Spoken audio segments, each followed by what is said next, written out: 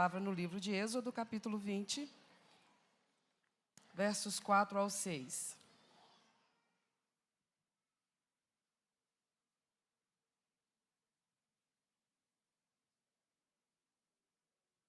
Há 2 semanas atrás, nós estudamos os versos 1 ao 3. Eu não sei, mas creio que a maioria dos irmãos estavam conosco naquele dia. Então, hoje vamos dar sequência, tá bom? Do verso 4 ao 6.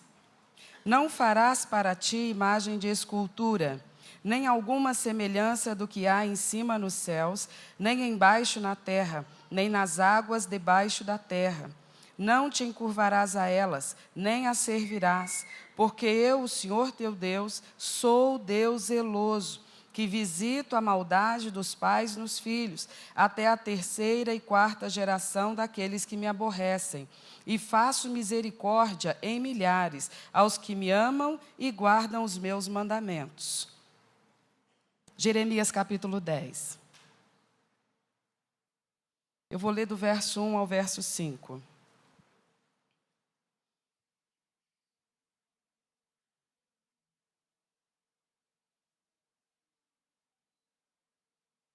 Ouvi a palavra que o Senhor vos fala a vós, ó casa de Israel. Assim diz o Senhor: não aprendais o caminho das nações, nem vos espanteis com os sinais dos céus, porque com eles se atemorizam as nações. Porque os costumes dos povos são vaidade, pois cortam do bosque um madeiro, obra das mãos do artífice com machado. Com prata e com ouro o enfeitam, com pregos e com martelos o firmam, para que não se mova. São como a palmeira, obra torneada, mas não podem falar, necessitam de quem os leve, porquanto não podem andar. Não tenhais receio deles, pois eles não podem fazer mal, nem tampouco têm poder de fazer o bem. E por último, primeira carta de Paulo aos Coríntios, capítulo 8, a partir do versículo 4.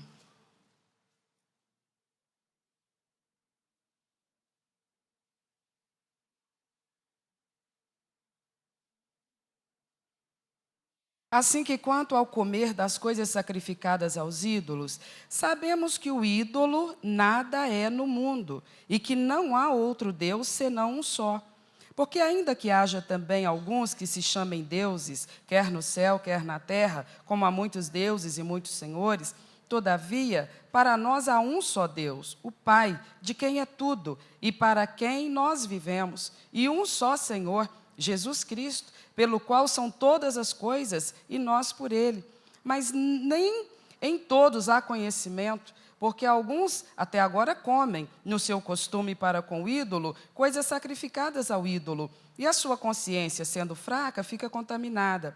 Ora, o manjar não nos faz agradáveis a Deus, porque se comemos, nada temos de mais, e se não comemos, nada nos falta. Mas vede que essa liberdade não seja, de alguma maneira, escândalo para os fracos.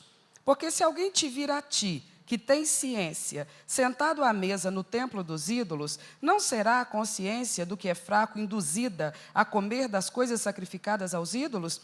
E pela tua ciência perecerá o irmão mais fraco, pelo qual Cristo morreu. Amém? Vamos orar? Senhor Deus, tua palavra é alimento para nós. Ela nos dá discernimento, Senhor. Ela nos faz entender as coisas conforme o Senhor as entende. E o Senhor as entende de forma precisa, correta, absolutamente correta. Então, nos interessa entender as coisas conforme o Senhor as entende, porque ninguém conhece a verdade como o Senhor a conhece, porque o Senhor é a própria verdade. E quando o Senhor nos fez povo seu, o Senhor nos fez para trilhar o caminho da verdade, para sermos livres e libertos de toda mentira e todo engano. Por isso, Deus, nós nos colocamos diante da tua santa palavra nesta noite e te pedimos, trabalha no nosso entendimento, Espírito Santo, que nós sejamos tratados por ti aqui agora, que na presença do Senhor, Deus, a nossa vida esteja exposta, todas as nossas nossas interrogações, questionamentos, confusões, que tudo seja esclarecido na presença do Senhor e na palavra do Senhor. Fala com aqueles que são teus, Senhor. Nós estamos reunidos aqui para cultuar ao Senhor e para sermos tocados e providos por Ti nas nossas necessidades espirituais. Então eu te suplico, amado, doce, poderoso Espírito Santo, o Senhor que está neste lugar, o Senhor que habita no mais profundo do nosso ser, o Senhor que tem atuado poderosamente na nossa vida, vem nesse momento operar mais esse mistério, mais esse milagre, e que seja para a glória do Teu nome, Senhor, o esclarecimento da Tua verdade na nossa mente e na nossa alma, em nome de Jesus. Amém? Por favor, se acomode. Muito bem, nós partimos do texto em Êxodo, capítulo de número 20. Na última vez que estivemos juntos, 15 dias atrás, nós falamos do primeiro mandamento, onde o Senhor Deus conversa com o seu povo, agora seu povo, não mais por uma questão de tradição. Eles não podiam mais dizer que Deus era o seu Deus por conta dos seus antepassados, Abraão, Isaque e Jacó, porque agora eles também estavam vivendo a sua própria experiência com Deus. Então eles podiam agora chamá-lo de meu Deus. Só que estava sendo fixada, firmada uma aliança de convivência, de relacionamento entre Deus e o seu povo. Eu preciso da atenção de todo mundo. Então, o Senhor Deus estava, nesse capítulo 20, dando assim uma ideia geral do que seria essa aliança, do que seria requerido desse povo. Eles estavam interessados em ser povo de Deus? Ótimo. Mas algumas coisas seriam requeridas deles. Eles não apenas teriam benefícios que eles poderiam esperar por conta da promessa que Deus fazia para eles, mas eles também teriam alguns deveres, algumas coisas seriam impostas a eles. E eles precisavam ouvir, compreender e se comprometer, se de fato queriam concretizar essa aliança, esse acordo, esse relacionamento. Então, o Senhor, em primeiro lugar, lhes apresenta o primeiro mandamento e lhes diz: não terás outros deuses diante de mim. Quantos estavam comigo 15 dias atrás, quando falamos sobre isso?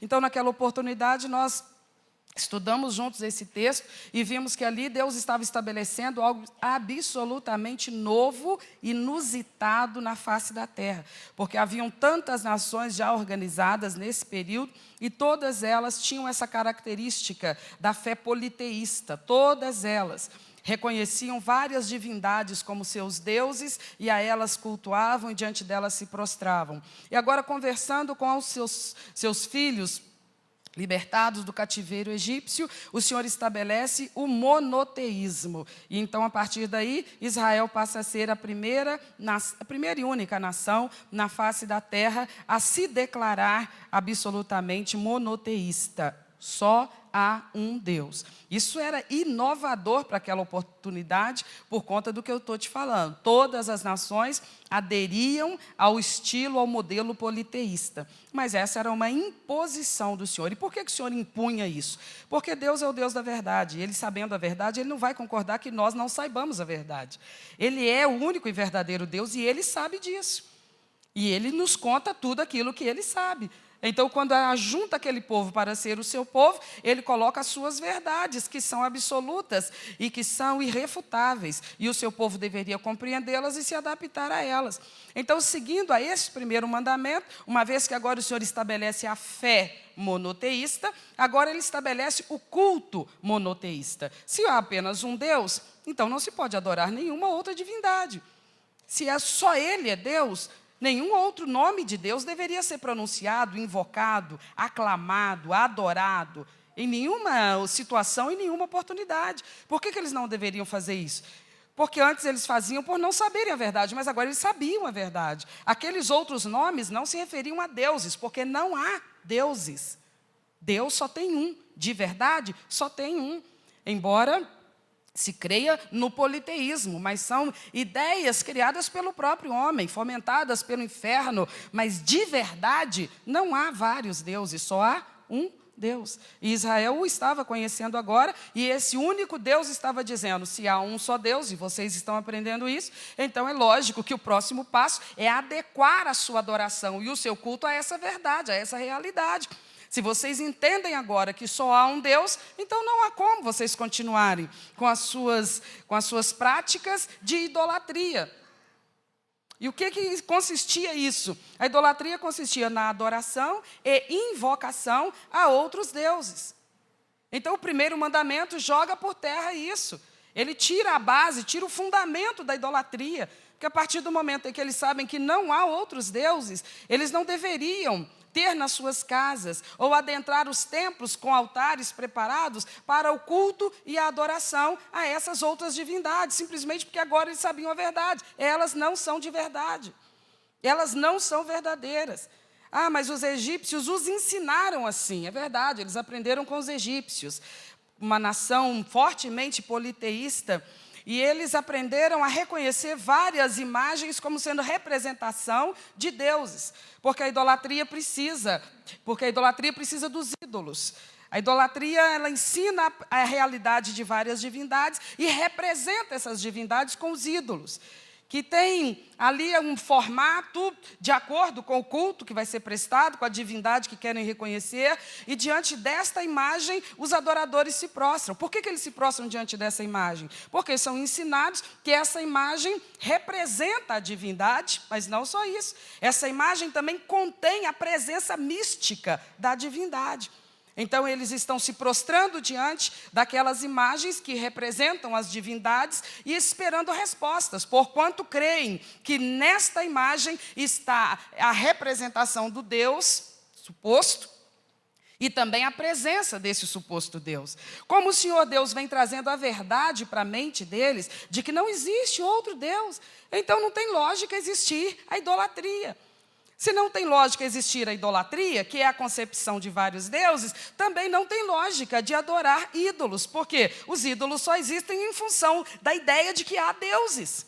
Os ídolos só são aceitos e diante deles se prostra e a eles se venera por conta da ideia enganosa de que representam divindades reais, existentes. E se agora Deus chega para eles e lhes explica que isso tudo é mentira, que não existem outros deuses, que Deus só há um, o Criador e sustentador de todas as coisas, então não havia mais fundamento para o culto idólatra, ou seja, a veneração e a invocação a esses deuses, que afinal de contas não existem, e muito menos se prostrar diante das imagens que representavam essas divindades. Porque se Deus não existe, se esses deuses não existem, a presença deles não podia estar nessas imagens.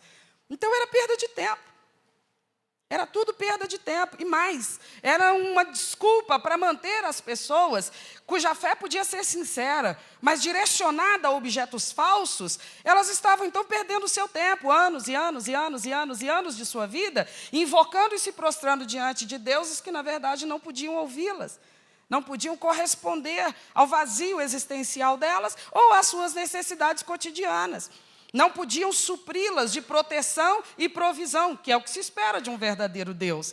E enquanto isso, olhe o tamanho do desperdício, existindo um Deus verdadeiro, poderoso, acessível, pronto para estender sobre as pessoas a sua mão, lhes dando direcionamento na terra, lhes dando discernimento na terra, lhes dando proteção na terra, enfim, sendo de fato o que ele sabe ser, o Deus zeloso, que cuida daqueles que nele creem e a ele buscam.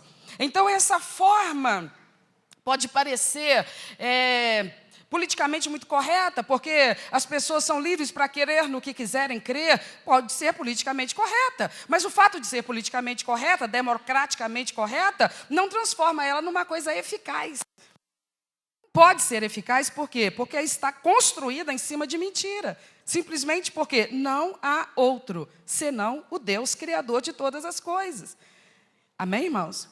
Então, quando o Senhor Deus fala sobre isso com o povo de Israel no segundo mandamento, Ele está dizendo o seguinte: vocês precisam aprender que essas imagens, que até antes de sair do Egito, vocês identificavam e reconheciam como representação de uma divindade, isso precisa ser abolido da vida de vocês. O culto que vocês vão prestar agora não é a essas divindades, que até agora vocês imaginavam fossem reais. Agora, conhecendo o verdadeiro Deus, vocês precisam, nessa aliança que formam comigo, renunciar a essa forma de culto. Mas, Senhor, se não há Deus, então não faz mal a gente ficar invocando aqui, porque ninguém está escutando mesmo. Se essas divindades, se essas imagens, na verdade, não trazem, não estão possuídas pela presença de uma divindade, que mal fazem nos prostrar diante delas? É apenas questão de cultura, é apenas uma característica cultural. De verdade, eu não vou mais acreditar nisso agora que eu já sei a verdade. Então, mesmo que eu vá, e mesmo que eu me prostre, mesmo que eu invoque, então não tem problema, porque de verdade, o Senhor agora me falou a verdade, que isso aí tudo é engano, eu não acredito mais. Eu vou por causa da cultura. Fica bem visto assim na sociedade, se a gente não abandonar essas coisas. As pessoas gostam mais da gente, se a gente não abandonar essas coisas. As pessoas, elas se tornam mais favoráveis a ser nossas amigas, e assim a gente pode até evangelizá-las mais facilmente. Não vai ter prejuízo nenhum, porque eu estarei ali me prostrando diante delas, mas rindo delas, porque eu direi, você não me engana mais, eu estou aqui me prostrando e te adorando e te invocando e me declarando uma adoradora de ti, mas na verdade você não penetra mais meu coração, não me engana mais, eu só estou fazendo isso para ser aceito no grupo, para que as pessoas com quem eu convivo desde sempre não me isolem, não me desprezem, por eu estar me separando dessas coisas. Então não tem problema, Senhor, já que o ídolo nada é. Nós vamos ver que existe uma outra leitura, e por conta dessa outra leitura, também o Senhor está proibindo essa prática da idolatria, que é reconhecer a existência de outros deuses, e do se prostrar diante das imagens, porque essas imagens representam os deuses nos quais a gente crê que existam. Então nós sabemos que isso tudo é mentira, é um erro. Quando o Senhor Deus está falando aqui através do profeta Jeremias, no texto que nós lemos no capítulo 10, está essa explicação. Capítulo 10, quando ele diz no versículo 2, assim diz o Senhor, não aprendais o caminho das nações, nem vos espanteis com os sinais dos céus, porque com eles se atemorizam as nações. Olhe para mim, por favor. Então, com quem Israel, o povo de Deus, havia aprendido a idolatria? Com outros povos. Se você for estudar a história do povo de Deus no Antigo Testamento, você vai ver que várias vezes, durante a história e a caminhada deles, em toda a descrição do Antigo Testamento, eles caíram nessa falha, muitas vezes. Voltaram a adorar imagens, voltaram a invocar deuses que eles agora sabiam que não existiam. E eles já tinham essa aliança com Deus, esse mandamento com Deus. Eu espero em Deus ter a oportunidade de a cada 15 dias estar aqui com você estudando um dos 10 mandamentos, como estamos estudando o segundo hoje. E todos os que nós estudarmos, nós vamos sempre lembrar, e se eu me esquecer, você se lembre, por favor, de ressaltar esse fato, que cada um dos mandamentos que Deus deu para Israel, todos eles foram em algum momento desobedecidos, desonrados, quebrados pela nação de Israel. Todos eles. Aqui nesse capítulo 20 de Êxodo, está a transcrição objetiva de cada um deles. Nos textos seguintes do livro de Êxodo e também do livro de Levítico, está aquela implantação mais detalhada de cada uma dessas normas que Deus estava estabelecendo. Mas você vai ver que no decorrer da história desse povo, todos os mandamentos, eles quebraram em algum momento. Às vezes, algumas porções da sociedade hebraica, ou às vezes a nação como um todo. E a gente pensa, mas então quebrou-se a aliança, eles deixaram de ser povo de Deus? Não, porque quando Deus deu a lei e deu os mandamentos, Ele também proveu um sistema de redenção para esse povo no momento ou nas práticas de desobediência à lei. Porque o próprio Deus sabia que essa lei seria quebrada vezes e vezes e vezes. Por isso ele instituiu o sistema dos sacrifícios de animais como uma demonstração de arrependimento daquele povo quando eles viessem a incorrer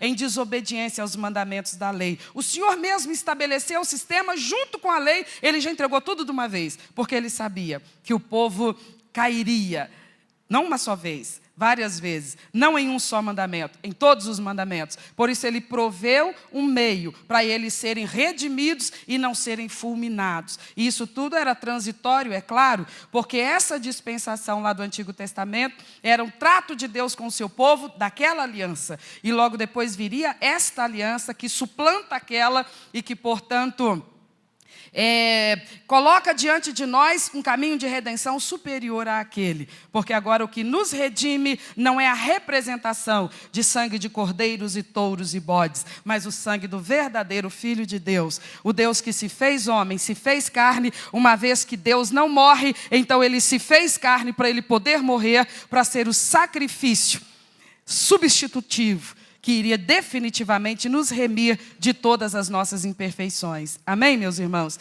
Mas aqui, quando ele conversa com o povo através de Jeremias, por exemplo, no versículo 5, ele fala sobre os ídolos, e ele diz assim: são como a palmeira, obra torneada, mas não podem falar, necessitam de quem leve eles, porquanto eles não podem andar. Não tenhais medo deles, receio deles. Por quê? Porque eles não podem fazer bem e nem tampouco podem fazer o mal. Então, o Senhor mesmo está dizendo, é perda de tempo. Parta dessa verdade. Não há deuses, além do verdadeiro Deus. Então, qualquer representação de deuses é perda de tempo. Deus está falando com o povo de Israel, que nessa oportunidade, quando Deus lhes fala através do profeta, estavam indo após deuses estranhos, embora tivessem todas as informações. Mas eles estavam se mostrando rebeldes e desobedientes. Então, vezes seguidas, o Senhor levantava os profetas para alertá-los, e essa é uma delas. Quando a gente leu aqui o texto do apóstolo Paulo, esse texto é muito importante para nós, porque já estamos agora nessa nova aliança, nessa nova dispensação.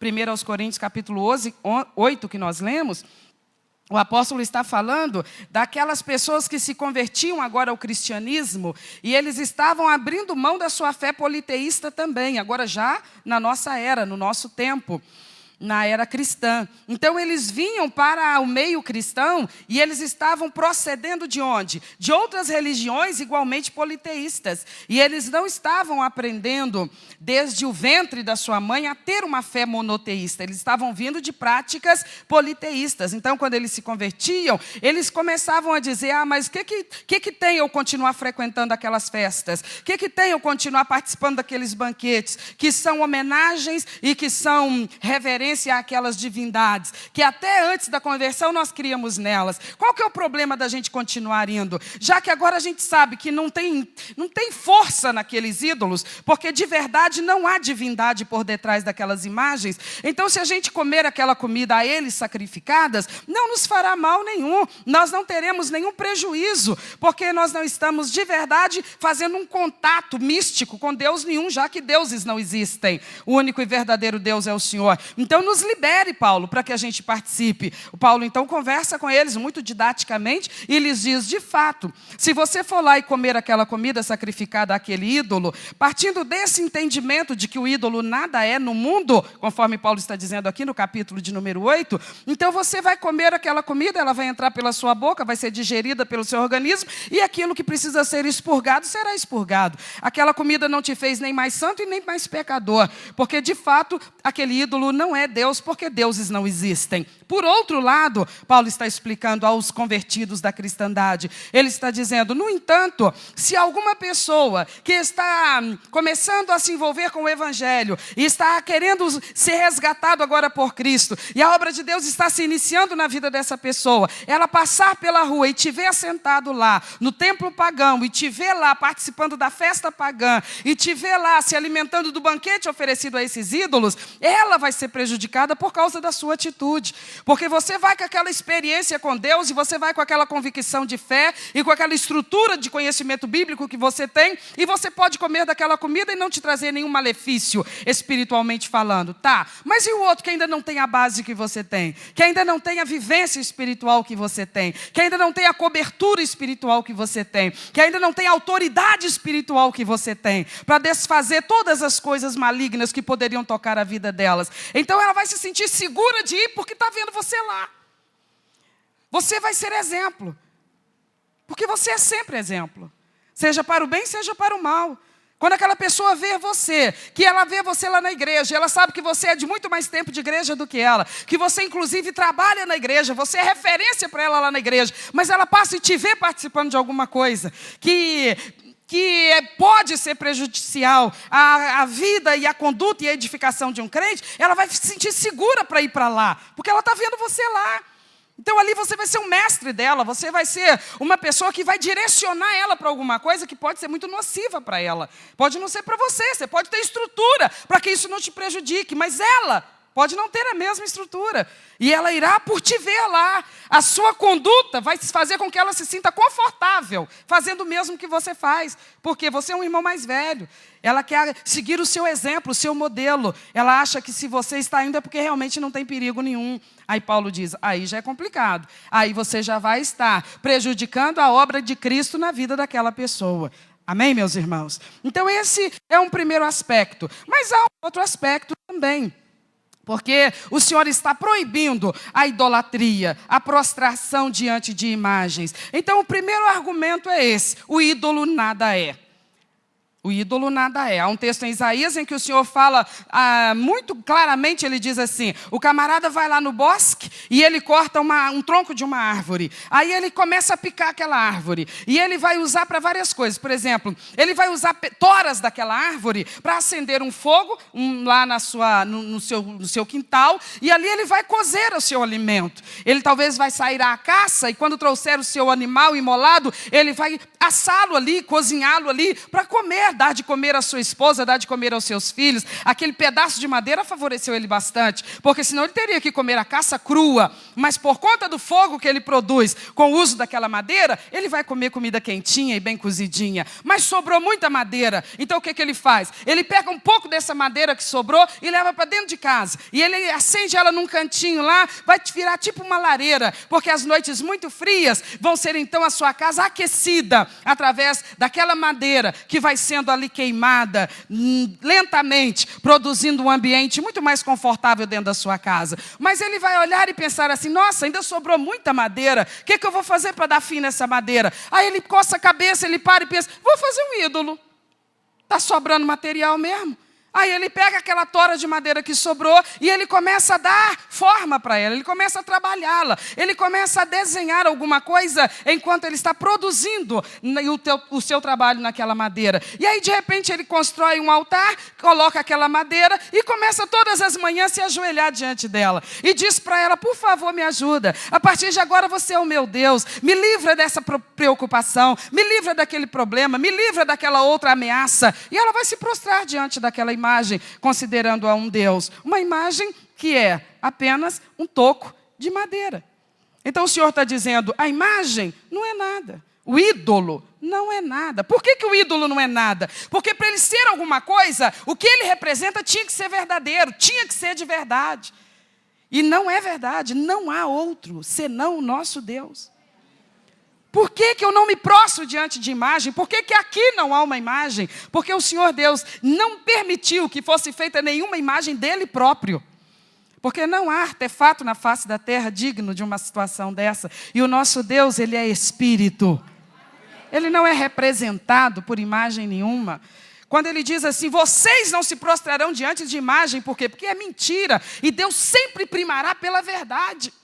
Então ele entra na nossa vida com o quê? Com o que ele é. Ele é sabedoria, ele entrou com a sabedoria dele. Ele é a justiça, ele entrou com a justiça dele. Ele é a verdade, ele entrou com a verdade dele. E nós precisamos procurar ouvi-lo e discernir a verdade de Deus. Não é preconceito, não é perseguição, não é discriminação. Nós temos que respeitar a capacidade de crer que cada ser humano tem. De ter uma fé genuína, uma fé verdadeira, uma fé forte, uma fé profunda. A fé do indivíduo a gente precisa honrar e respeitar, mas não o objeto dessa fé.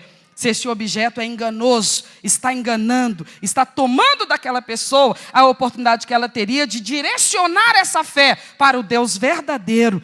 Esse engano de idolatria toma anos da vida dessa pessoa e faz ela se sentir confortável e ela não está mais em busca do verdadeiro Deus, porque ela acredita numa mentira, ela acredita que ela tem deuses. Ela está melhor até do que nós, ela não tem um só como nós, ela tem vários.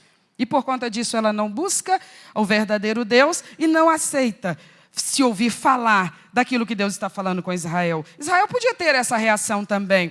E se tivesse, eles seguiriam livremente após os seus deuses. Mas eles naquele momento fizeram uma aliança com o Senhor. Eles disseram, nós obedeceremos o primeiro mandamento. Senhor, também obedeceremos o segundo mandamento. Com a nação egípcia, nós aprendemos a nos prostrar diante de imagens. Mas contigo agora, que és o nosso Deus, estamos aprendendo a verdade. Aquilo tudo foi tempo perdido, porque o ídolo nada é. Por que o ídolo nada é? Porque não existem outros deuses. E já que o ídolo representa deuses, o ídolo, no final das contas, não representa nada. Porque não há outro, senão o nosso poderoso e verdadeiro Deus. Isto posto, há um segundo entendimento que o Senhor precisava dar ao seu povo. O porquê dele estar eliminando essa prática na vida do seu povo. Primeiro, por conta de ser uma mentira, aquilo nada era. Mas também havia uma outra explicação, e eu preciso encontrá-la aqui no capítulo 10 do livro de 1 aos Coríntios. Nós poderíamos ver outras referências também no Antigo Testamento, mas para a gente focar na outra porção da pregação, nós vamos ver só esse texto aqui agora. Capítulo 10 de 1 aos Coríntios, versos 19 e verso 20. Diz assim: mas que digo? Que o ídolo é alguma coisa? Ou que o sacrificado ao ídolo é alguma coisa? Antes, digo que as coisas que os gentios sacrificam, as sacrificam aos e não a Deus. E eu não quero que sejais participantes com os demônios. Eu vou ler de novo, quero que você preste bastante atenção. Mas que digo? Que o ídolo é alguma coisa? Ou que o sacrificado ao ídolo é alguma coisa? Antes, digo que as coisas que os gentios sacrificam, as sacrificam aos demônios e não a Deus. E eu não quero que sejais participantes com os demônios. Esse é o outro lado da questão da idolatria e da razão porque o Senhor Deus estava abolindo aquela prática no meio do seu povo. Por um lado, existe o fato de que o ídolo nada é, por conta de ele não representar Deus nenhum. Deus no sentido positivo, porque quando as pessoas se prostravam diante daquelas imagens, imaginavam estar invocando alguém generoso, poderoso e generoso, que os trataria de forma bondosa, que lhes estenderia a mão para lhes prover e lhes proteger. Eles não estavam se prostrando diante daquela imagem, invocando divindades para amaldiçoá-los. Ninguém faria isso. Eles não se prostravam diante daquelas imagens, acreditando são deuses e podem estragar com a nossa vida. Então vamos lá, nos prostrar diante deles para que eles detonem com a nossa vida. Claro que não. Eles se prostravam diante daquelas imagens porque criam que representavam deuses bondosos, que poderiam protegê-los, socorrê-los, ajudá-los. Isso era o entendimento deles. O apóstolo Paulo está ensinando aqui para a cristandade, como no Antigo Testamento também há textos informando isso, que, embora de fato os ídolos não representem Deus nenhum, porque não existem outros deuses senão o nosso Deus, que não é representado por imagem qualquer, existe a realidade de que o reino das trevas, ele é oportunista. O reino das trevas, a atividade maligna, a atividade demoníaca, a atividade satânica na terra é oportunista. Então, o que o apóstolo deixa claro é que os demônios, eles conseguem, então, tirar proveito dessa inocência do idólatra, de estar ali se prostrando de uma imagem e, no entendimento dele, invocando uma divindade bondosa. E então, os demônios que têm algum poder, não todo o poder, porque todo o poder quem tem é só Jesus Cristo, o nosso Senhor, mas eles têm algum poder de fazer e operar sinais, por exemplo. Você veja que lá no texto que lemos em Jeremias, embora o Senhor através do profeta esteja dizendo que o ídolo é apenas um objeto e que na verdade não representa divindade alguma, ele começa no versículo 2 dizendo, nem tenham receio dos sinais que eles fazem nos céus. Mas quem está fazendo sinais se os ídolos não representam divindades nenhuma? Se não são as divindades que de fato aqueles idólatras estavam invocando, mas haviam sinais, haviam manifestações. Quem as produzia então? É o que o apóstolo Paulo está dizendo. Ele diz, por detrás daquilo não há verdadeiramente deuses bondosos, mas demônios tiram proveito dessa fé inocente, que não tem entendimento, que não tem conhecimento, e então eles correspondem de alguma maneira. Não, a pessoa que está se prostrando diante daquela imagem, se você a entrevistar, a interrogar, jamais ela vai dizer, eu estou conscientemente simplesmente aqui agora prostrado, invocando um demônio. Não é isso que ela está fazendo. Na sua inocência, ela está acreditando estar invocando uma divindade. Mas a palavra de Deus, que não mente, diz através do apóstolo Paulo, quando se prostram diante delas, e quando as invocam, e quando cultuam a elas, estão se prostrando, invocando e cultuando demônios. Não que elas o queiram, não que elas o façam de forma consciente, mas o oportunismo satânico sabe tirar proveito disso. E então, muitas vezes, elas vão ver algum sinal, elas vão ver alguma manifestação, elas vão ver alguma demonstração, elas vão ver, entre aspas, alguma resposta, que vai fazer o quê? Vai alimentar essa dependência delas naquela forma de culto.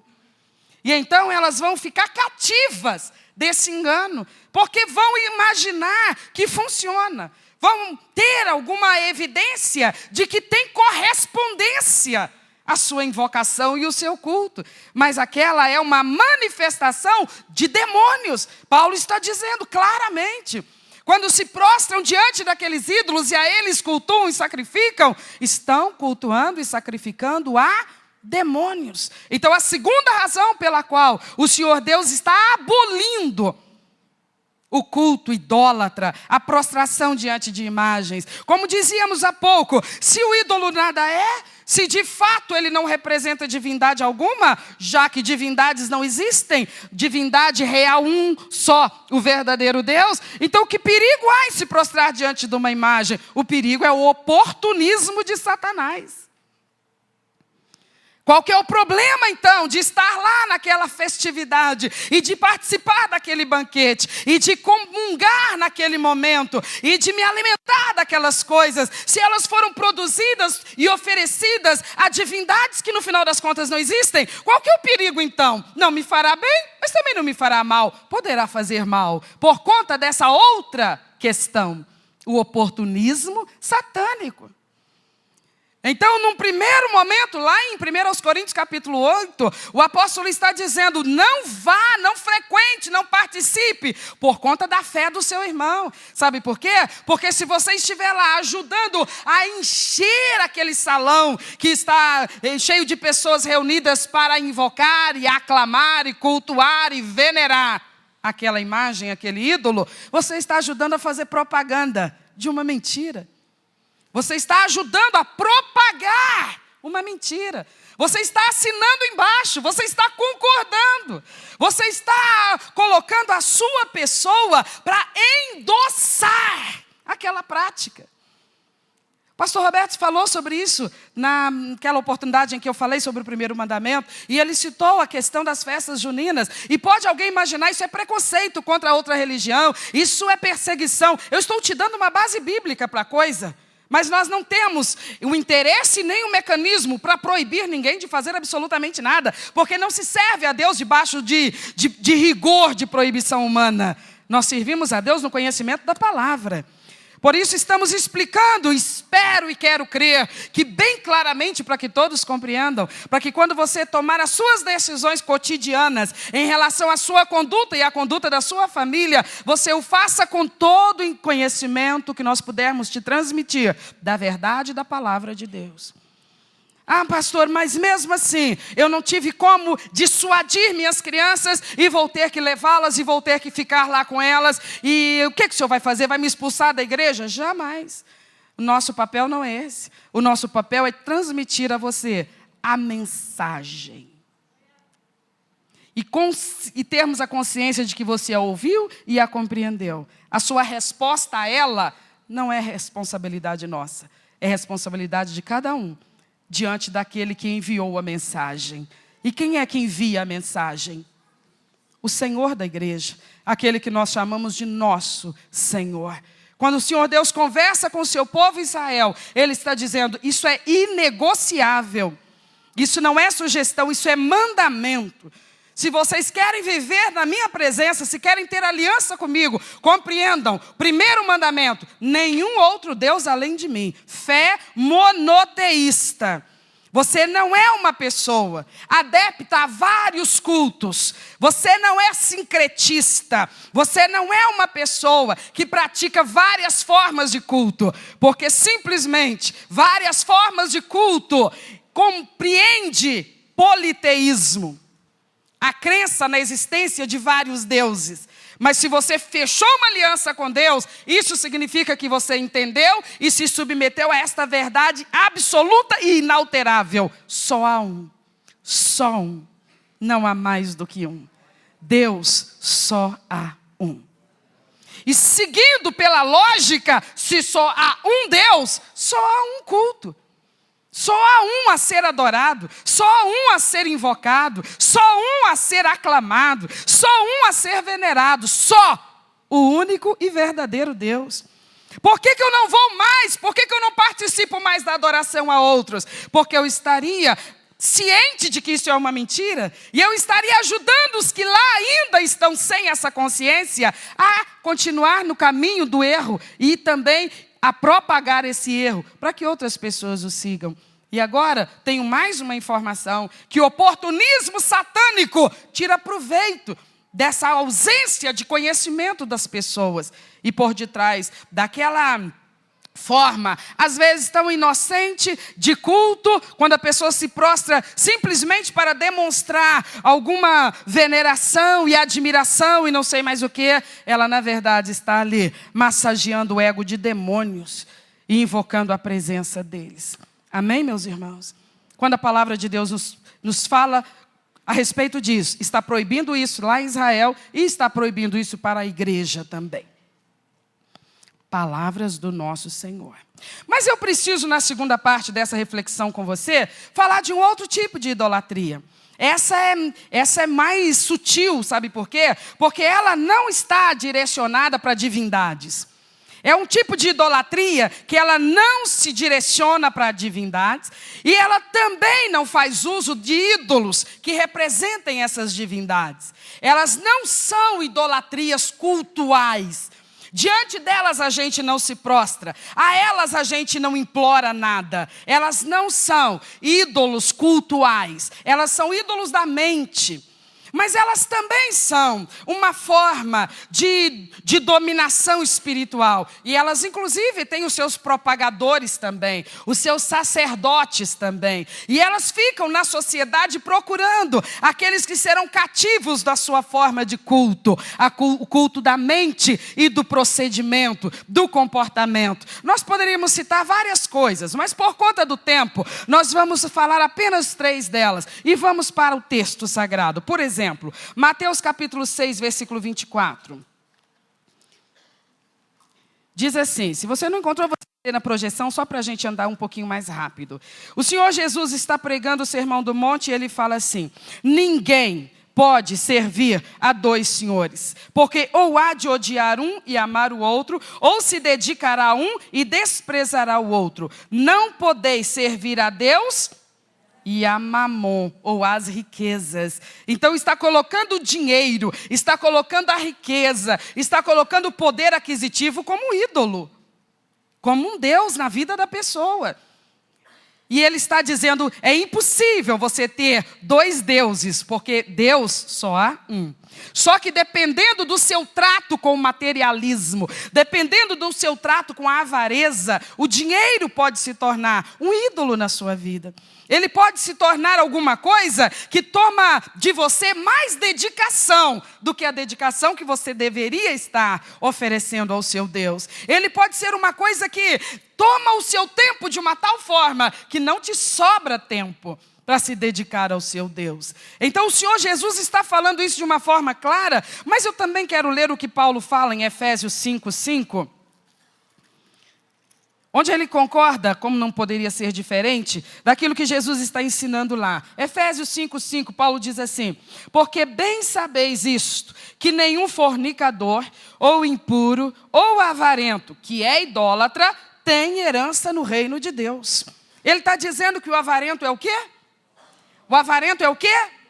Então o dinheiro se tornou na vida desse avarento o seu Deus, o seu ídolo.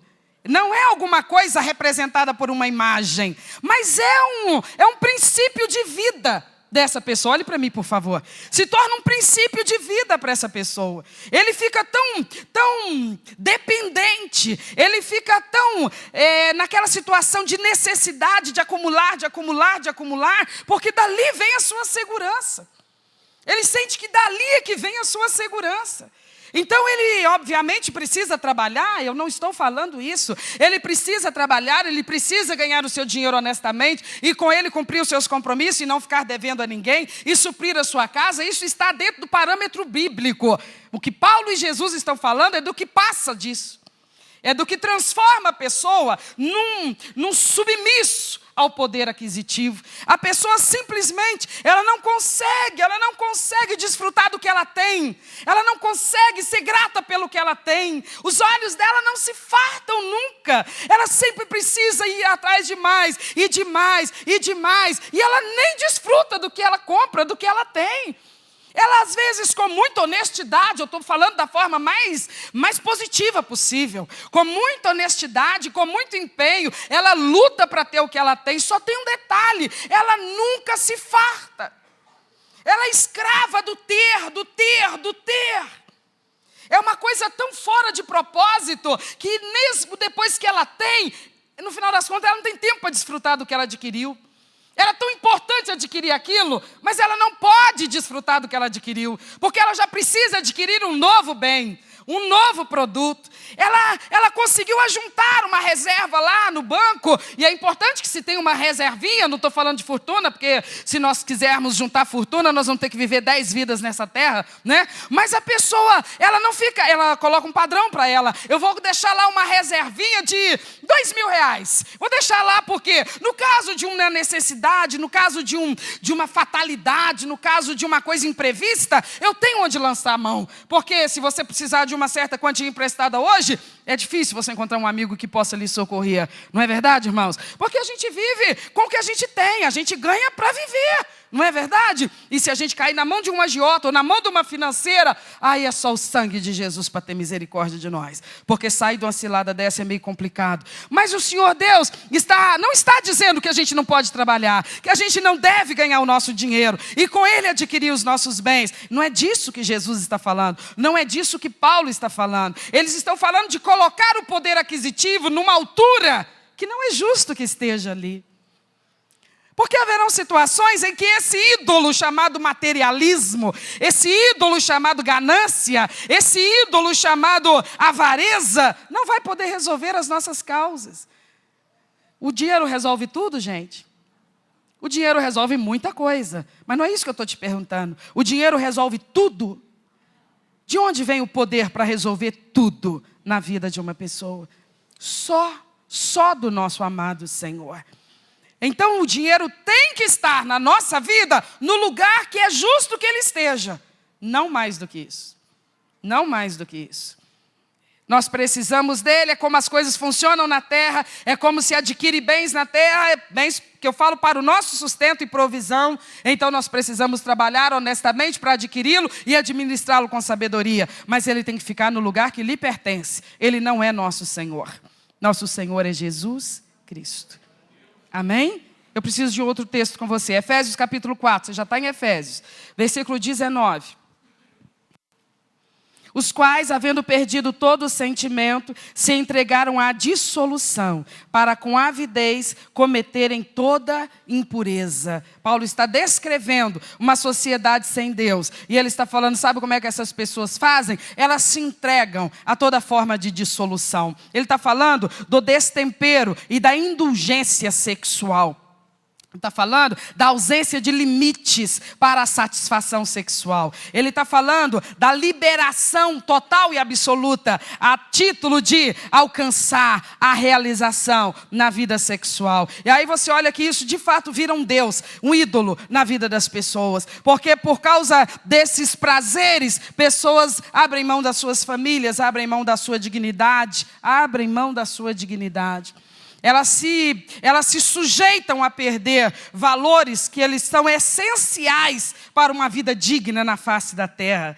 A questão do prazer sexual é uma coisa que revela a grandeza da bondade de Deus para com o ser humano, para com a humanidade. Porque Ele criou a espécie humana com esse sistema de reprodução. E Ele não apenas fez um sistema de reprodução eficaz, eficiente, notável, mas Ele também envolveu isso tudo numa coisa que era da generosidade dEle, que é o prazer sexual. Mas Ele não fez isso com a intenção de que esse prazer tivesse na vida das pessoas uma importância tal que as pessoas estivessem dispostas a perder o que quer que fosse na vida por conta do prazer sexual. Ele não estabeleceu isso para que as pessoas, para alcançarem o tal do prazer sexual, elas tivessem então disposição para sacrificar seu convívio conjugal, sua pureza matrimonial, sua estrutura familiar, a sua vida espiritual. Quantas pessoas, você sabe disso, nos dias de hoje, são enganadas por esse ídolo. São enganadas por esse ídolo. E há pessoas que elas sempre conseguiram manter um passo, um ritmo, uma reputação corretíssima nesta área. E esta é uma área que merece toda a atenção daqueles que servem a Deus. E há pessoas que conseguem manter a correção na sua conduta nesta área, anos e anos e anos e anos. Mas um belo dia, aparece na sua frente uma pessoa, e essa pessoa parece estar possuída de um atrativo além do natural, pelo menos aos olhos desse indivíduo. É um momento de loucura, para não usar outra expressão, em que essa pessoa se vê cega e dominada por uma atração, parece um imã, parece uma coisa irresistível, e a pessoa sabe, se ela for, ela vai perder o casamento, se ela for, ela vai perder o respeito dos filhos, se ela for, ela vai perder a comunhão dela com o Espírito Santo, no qual ela está selada como propriedade eterna de Jesus Cristo, seu Salvador. Ela sabe disso, por isso ela resiste um dia, ela resiste 2, ela resiste uma semana, ela resiste 2 semanas, mas ela resiste não indo, mas ela não resiste na mente. Ela permite que a sua mente fixe naquilo o dia inteiro, todo dia, o dia inteiro, todo dia. A sua mente fica tomada por aquela imagem daquela pessoa. A sua mente, os seus pensamentos se voltam o tempo todo para aquela pessoa. A sua vida está inteiramente tomada pela presença daquela pessoa, embora aquela pessoa pode estar até em outro estado do Brasil naquele momento. Mas ela é cativa de uma atração que é poderosíssima na vida dela. Mas só é poderosíssima na vida dela porque ela está alimentando essa paixão. E onde ela alimenta essa paixão? Na mente. Na sua mente, ela aceita isso. Na sua mente, nos seus pensamentos, no seu imaginário, ela aceita isso. Ela aceita que sem aquilo ela não vai prosseguir, que sem aquilo não dá para viver, que por aquilo ela está disposta a abrir mão de tudo. De um casamento que vinha amadurecendo, que vinha se fortalecendo, que vinha se estruturando. Ela aceita abrir mão do respeito dos seus filhos. Ela aceita, a partir daquilo, ter o desprezo dos filhos, que ela até então convivia com tanta harmonia. Ela aceita até a ideia de não ter mais a comunhão com Deus, de não estar mais incluída no grupo daqueles que são chamados filhos de Deus, de não estar mais garantida para a vida eterna, no caso do seu óbito. Ela aceita tudo, porque aquilo virou uma fixação na sua mente. Tornou-se o seu ídolo, tornou-se a imagem diante da qual ela se curva, da hora que ela acorda até a hora que ela vai dormir. E mesmo durante o seu sono, aquilo lhe perturba a sua noite, o seu descanso. O que é isso? Isso é um ídolo que está na mente dessa pessoa, mas ele é enganoso, como todos os ídolos são. Tudo isso é o oportunismo satânico. Assim como Satanás engana através de uma imagem de escultura, ele engana através da aparência e da impressão que o dinheiro causa e da impressão que uma sensação sexual possa causar. E essa pessoa, quando ela não resiste mais e ela simplesmente se entrega à loucura, porque é uma paixão louca, e quando ela se entrega e se satisfaz, assim que aquilo ocorre, assim que aquilo se concretiza, ela cai em si. Às vezes demora 1 mês, às vezes demora 2 meses, mas em algum momento ela vai enxergar a verdade. Não era tudo aquilo que eu imaginava, mas é claro que não era. Mas é lógico que não era. Porque a satisfação sexual criada por Deus, ela tem uma importância, não mais do que esta. Ela tem nas nossas vidas um valor que Deus estabeleceu, não mais do que isso. Não se vai por ela sacrificar um casamento, sacrificar a vida dos filhos, sacrificar a vida eterna com Deus. Isso não é justo, isso não é inteligente, isso é uma mentira, isso é um engano, isso é um engodo. É lógico que a pessoa depois do feito vai se frustrar. Muitas tomam ódio daquele indivíduo ou daquela pessoa que lhe seduziu dessa maneira, tomam asco, não querem mais ver, não querem mais lembrar, elas se sentem com toda a indignidade da sua fraqueza e do seu ato. O que aconteceu com elas? Dominadas por um ídolo na vida delas. A satisfação sexual, escute o que eu estou te falando, Deus não é Deus de confusão, tudo o que Ele criou, estabeleceu na sua vida, no limite estabelecido por Ele, é bênção para nós. Fora da proporção determinada por Ele, é laço maligno. E eu te falei que esses ídolos, que eles não são imagens de deuses, eles não estão na nossa vida, num altar, num oratório, numa imagem de gesso, de madeira, do que quer que seja. Eles estão de pé na vida de muitas pessoas que são servas do Senhor, que já se libertaram daquela idolatria, mas não destas. Já se libertaram daqueles ídolos, mas não desses. E por conta disso eles são arrastados, mas eles não são totalmente inocentes, porque agora eles sabem que há um Deus verdadeiro nas suas vidas e que eles podem a Ele invocar e por Ele serem resgatados, desde que se submetam às ordens e aos mandamentos do Senhor. Então Ele está dizendo para a sua igreja nessa noite, não tenha ídolos, não se prostre diante deles. De quais ídolos tu nos falas hoje, Espírito Santo? Dos ídolos cultuais, nós já os abandonamos, Senhor. Não temos mais imagem nenhuma na nossa casa. Quando nos convertemos, quebramos tudo. Alguns trouxemos para o pastor e ele e os obreiros quebraram, queimaram, acabou, Senhor. Já fiz uma faxina lá em casa. Não tem ídolo lá em casa mais. Mas ele precisa conversar conosco sobre um outro tipo de ídolo. Que talvez esses estejam na nossa casa. Talvez esses estejam na nossa vida.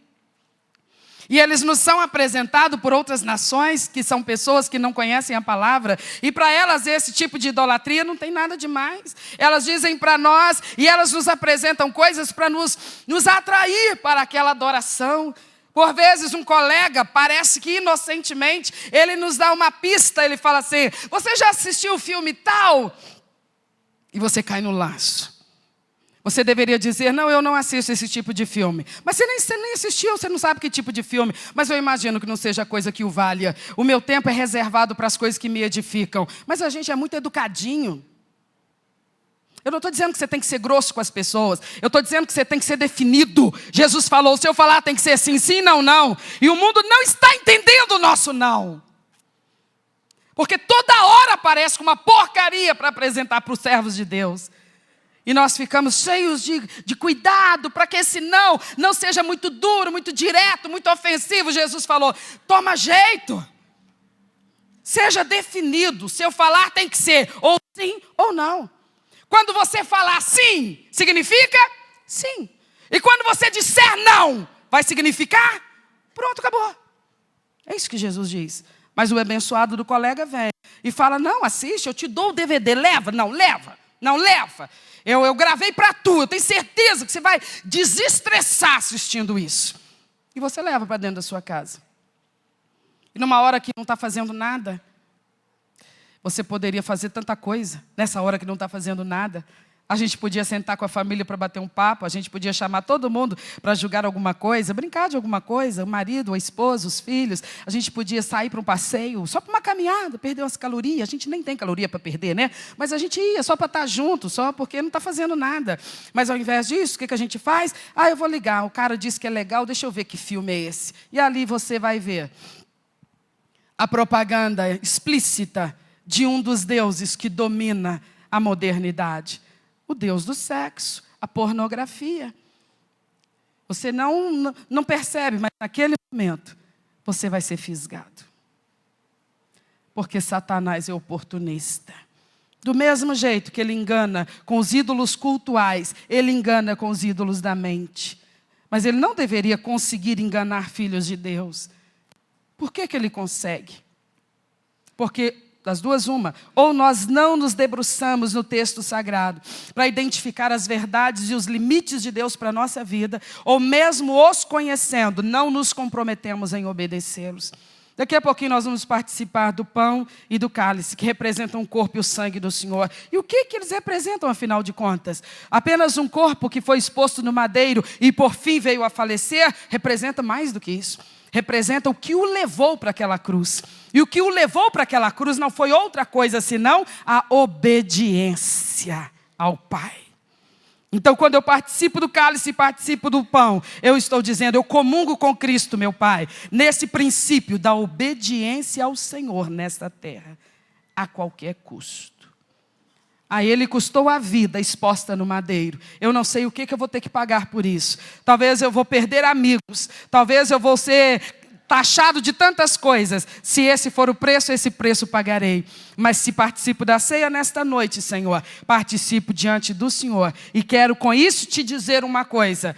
Eu tenho o mesmo princípio que Jesus Cristo teve quando esteve na terra. O princípio da obediência ao Senhor. Então, se há algum ídolo na minha mente que está de alguma forma, me manipulando, eu renuncio a ele nesta noite. E invoco o poder do meu Deus poderoso para me fortalecer e me ajudar, porque eu não vou mais ser arrastado. Amém, meus irmãos? Só para finalizar, João capítulo 12, eu te disse que falaria de pelo menos 3 desses ídolos. João capítulo 12, versos 42 e 43.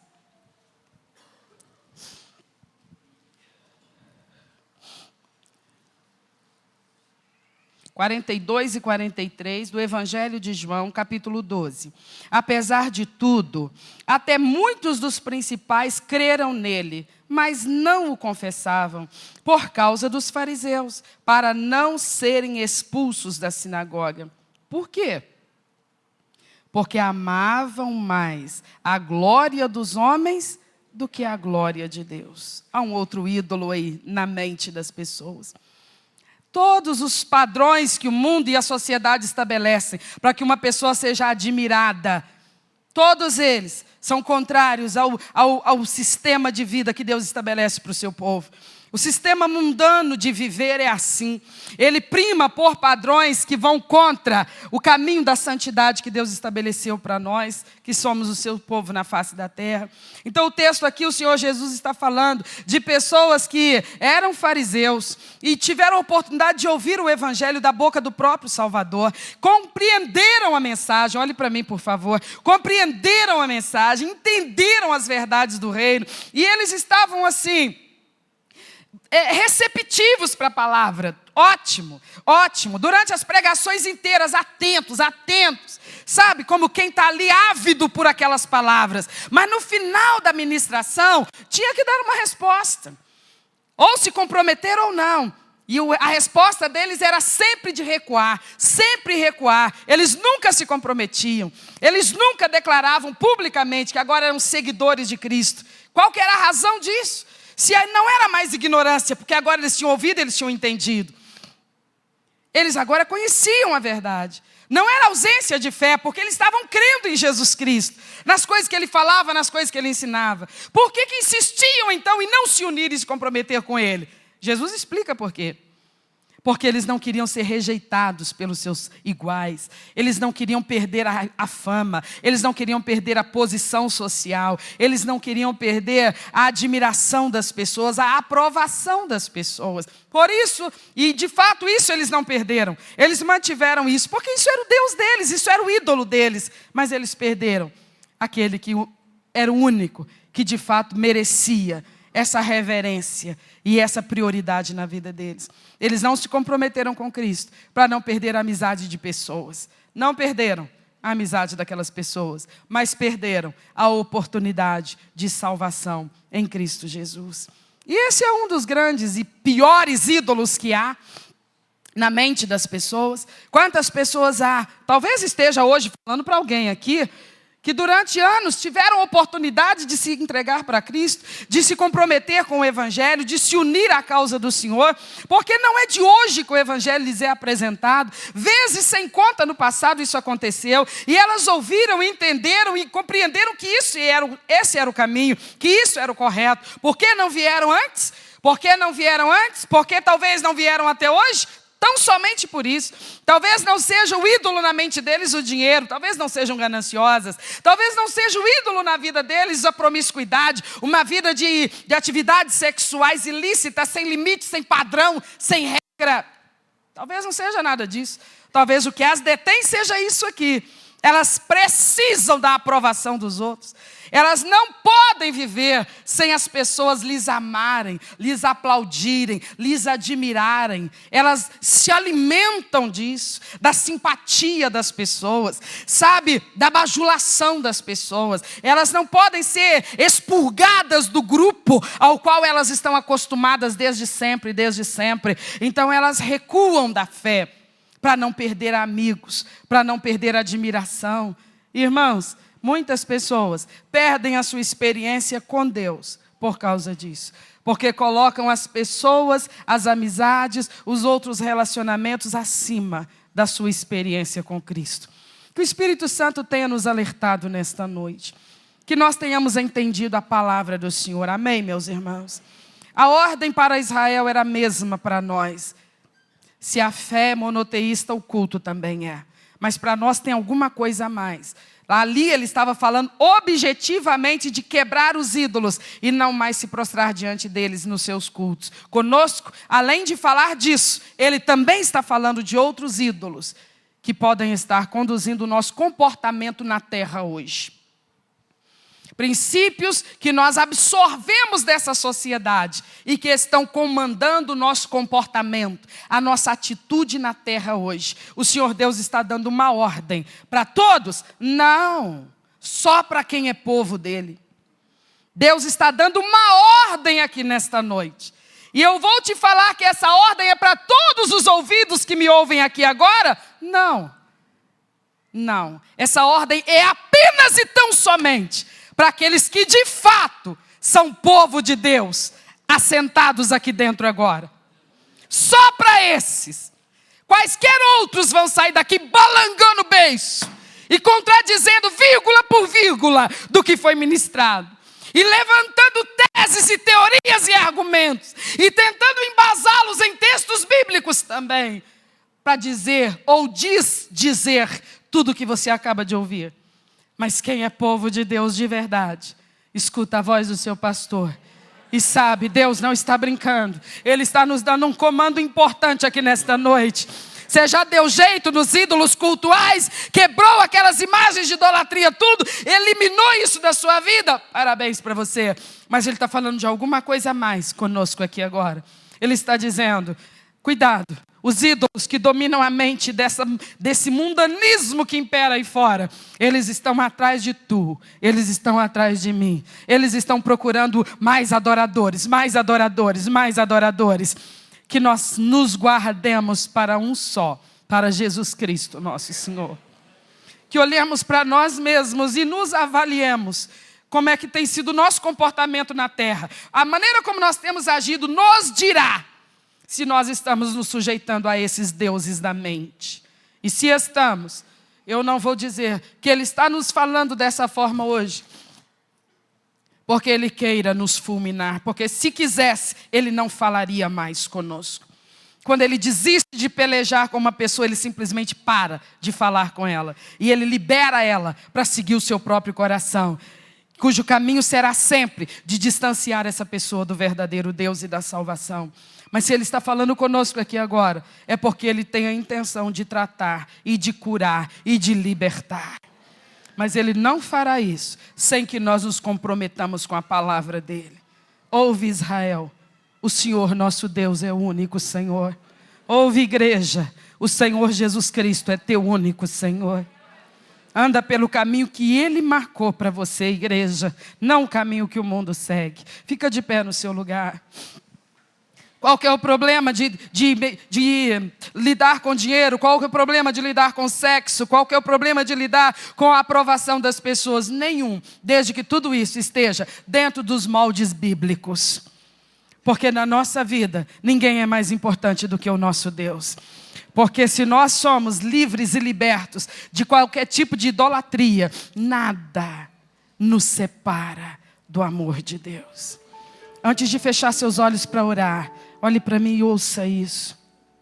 Se nós somos livres e não há nada nem ninguém na nossa vida mais importante do que Deus, se Ele está de fato em primeiro lugar na nossa vida, hoje, nesse exato momento, nada está nos afastando de Deus. Se por outro lado, alguma coisa nesse dia, nós reconhecemos que está nos desanimando da fé, nos afastando do nosso Deus, isso que está produzindo esse resultado, está se tornando o nosso Deus, está mentindo para nós. Não é Deus de verdade, não pode fazer por nós mais do que o nosso verdadeiro pode. Então, por favor, agora feche os seus olhos.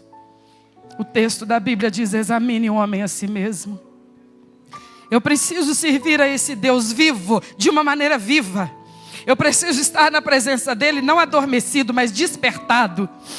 Se eu estou adormecido, não é sem razão. Alguma coisa está provocando esse adormecimento espiritual. E se isso está acontecendo, o Espírito Santo sabe do que se trata. Porque Ele sabe tudo. Porque Ele mora no seu coração, porque Ele vive na nossa vida, porque nós somos templo e morada dEle. Ele sabe o que está impedindo a nossa temperatura espiritual. Ele sabe o que está produzindo em nós essa carnalidade, esse mundanismo, esse esfriamento. E Ele está conversando muito claramente com todos nós aqui agora. E Ele está exigindo: quebra essa imagem agora. Desfaça-se dela. Abre teu coração de par em par para um Deus só, único que é Deus verdadeiro. Você está desperdiçando um tempo precioso da sua vida nessa terra, que deveria estar sendo todo ele dedicado a se aproximar do Deus vivo, que se prestou a se revelar a nós. Embora sejamos diante dele apenas vermes, cuja carne vai apodrecer debaixo da terra um dia, mas ele tem se revelado a nós. Por favor, comece a conversar com Deus. Mas não jogue palavra ao vento. Você está conversando com uma pessoa. Você está cara a cara com uma pessoa. Uma pessoa eterna e poderosa. Conversa com Ele, peça ajuda para Ele. Diga para Ele: me resgata então, meu Deus. Eu me entrego, eu me rendo, Senhor. Eu me entrego inteiramente ao Teu agir. Conversa com Ele. Diga para Ele: eu preciso ser conduzido por Ti a um novo nível da minha vida espiritual. Aonde eu tenha mais resistência, aonde eu não seja tão frágil, aonde eu não seja tão contaminável, aonde eu não seja tão influenciado.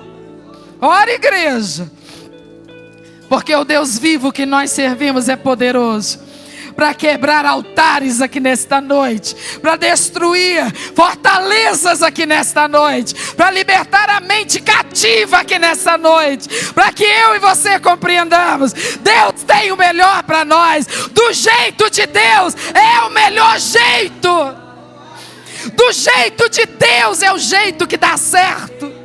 Creia nele, creia na palavra dele. Moço, moça, acredita no Evangelho, acredita no Deus do Evangelho. Consagra a tua juventude para Ele, fecha uma aliança com Ele. Diga para Ele: são os melhores anos da minha vida, e eu não os entregarei ao mundo, Senhor. Eu os entrego a Ti, meu Pai. Conversa com Ele, igreja. Roga ao Senhor.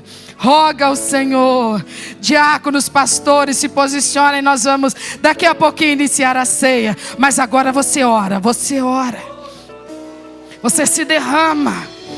Você se derrama. Você conversa com Deus. Você clama. Você suplica. Você se posiciona. Você se compromete. Agora é a hora que você fala. Até agora você só ouviu. Esse é o momento que você fala. Conversa com teu Deus. Clama a Ele. Clama por renovo. Clama por restauração. Diga para Ele: aqui na minha vida tem um altar, Senhor, mas nenhum outro Deus vai ocupar ele. Esse altar é teu. Esse altar é só teu. Toma posse então, Senhor. Aleluia. Vem nesse lugar, doce Espírito, com tua presença irresistível, Senhor. Move nossas vidas para ti mesmo, meu Deus. Toma-nos pela mão, Espírito Santo. Conduza-nos a uma reação, meu Pai. Rever meus conceitos e valores. Aleluia.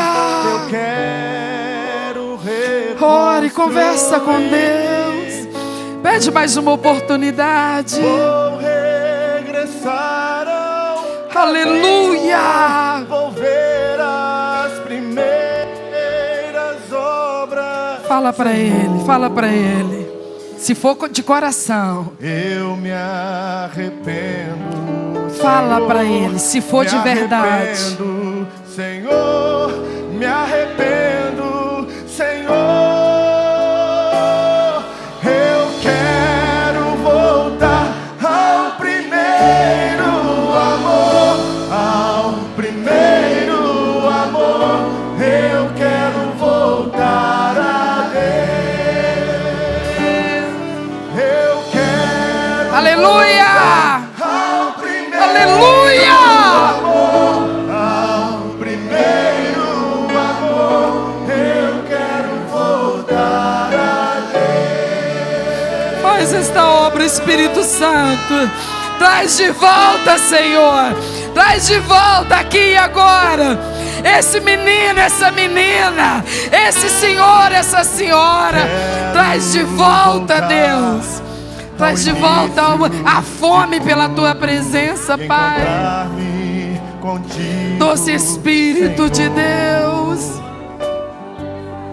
Quero que renovem-se os laços nesta noite, Senhor. E valores eu quero reconstruir. Aleluia!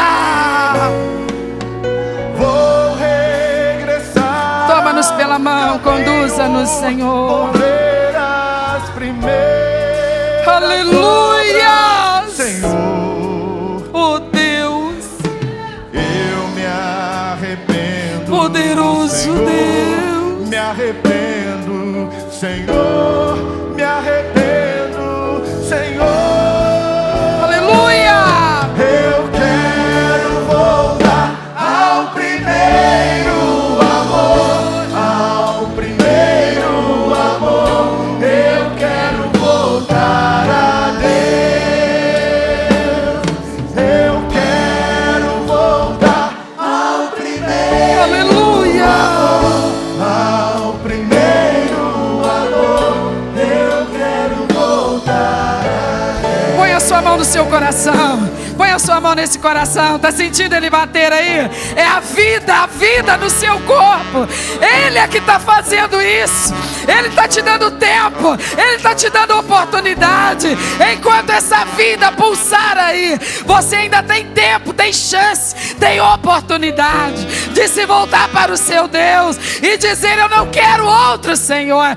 Eu não estou procurando sensações. Eu não estou procurando bens. Eu não estou procurando nada.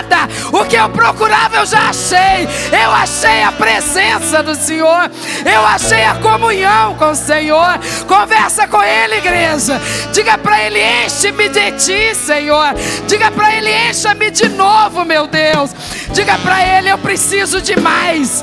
Eu preciso de um pouco mais. Diga para Ele: cabe mais.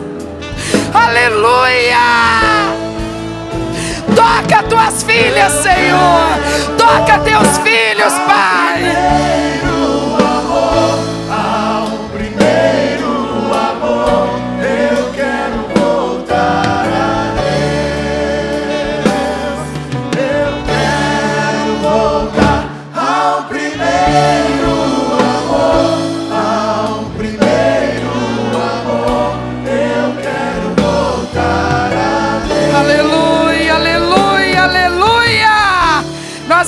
inteiramente em tuas mãos, Senhor.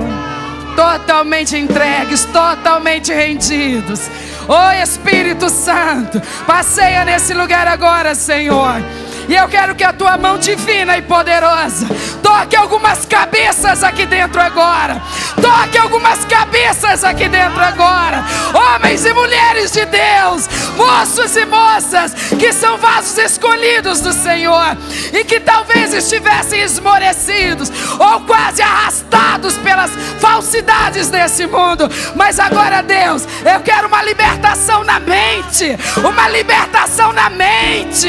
Uma libertação na mente, em nome de Jesus.